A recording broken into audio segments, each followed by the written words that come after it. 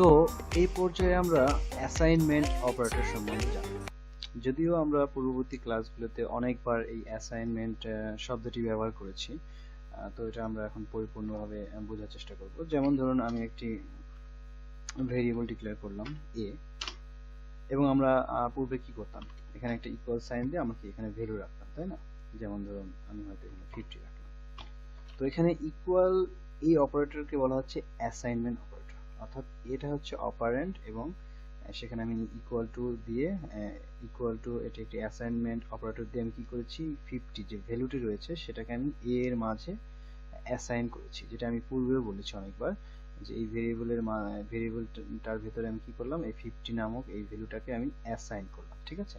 যার কারণে আমি যখন ইকো করছি আমি a কে, তখন সে কি রিটার্ন করছে আমাকে, সে ওই ভ্যালুটাকে রিটার্ন করছে, তাই না? 50 নামের যে ভ্যালুটা আমি অ্যাসাইন করেছি এর মাঝে সেটাকে সে রিটার্ন করছে।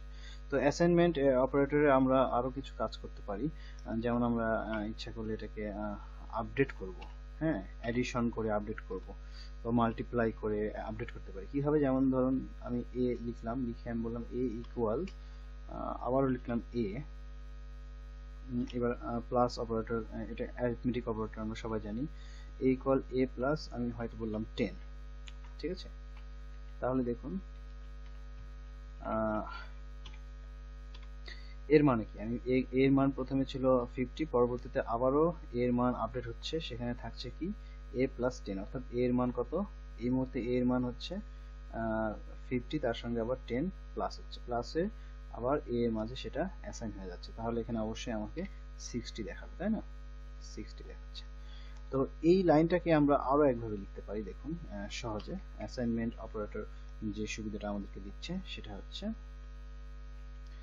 আমাদেরকে a ইকুয়াল a প্লাস 10 এভাবে লিখতে হবে না, আমি শুধু যদি এখানে প্লাস অপারেটরটা দিয়ে দিই তাহলে এটা এরকম হবে যে a ইকুয়াল a প্লাস 10, ঠিক আছে? এটি একটি অ্যাসাইনমেন্ট অপারেটর যেটি এডিশনের কাজ করছে। ধরুন আমি 10 না দিয়ে এখানে 30 দিই, তাহলে আমাদের বুঝতে সুবিধা হবে, ঠিক আছে?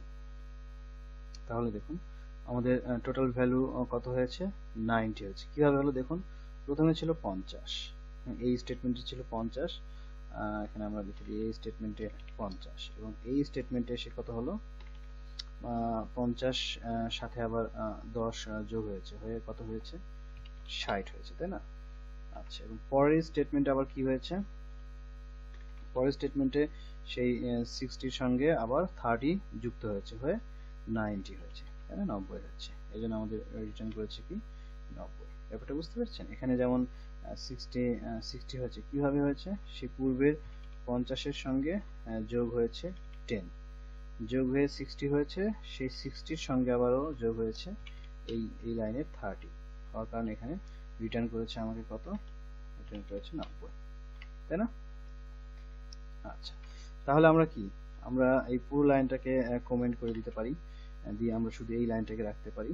সেক্ষেত্রে আমরা কি পাচ্ছি, এই লাইন এত বড় একটি পুরো লাইন লেখার যে রেজাল্টটা, সেটা আমরা শুধু এই লাইন এতটুকু লিখেই পেয়ে যাচ্ছি, তাই না? তাহলে আমাদের 50 এবং 30, যেখানে আমরা 80 রেজাল্ট পাবো। আচ্ছা, তো একইভাবে আমি কি করতে পারি, একইভাবে কিন্তু আমি এখানে মাইনাস অপারেটর দিয়ে এভাবে অ্যাসাইন করতে পারি। সেক্ষেত্রে আমাকে কি বিয়োগফল যেটি দেখাচ্ছে, কিভাবে, আমার a এর ভ্যালু 50, সেখান থেকে কি হচ্ছে, a ইকুয়াল a মাইনাস 30, কারণ 50 থেকে 30 বিয়োগ হয়ে গেলে 20 হয়, তাই না?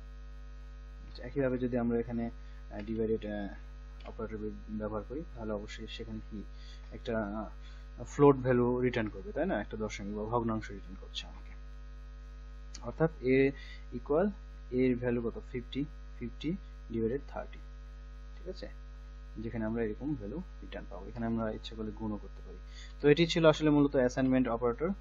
তো এর পরবর্তীতে আমরা দেখব যে কম্প্যারিজন অপারেটর।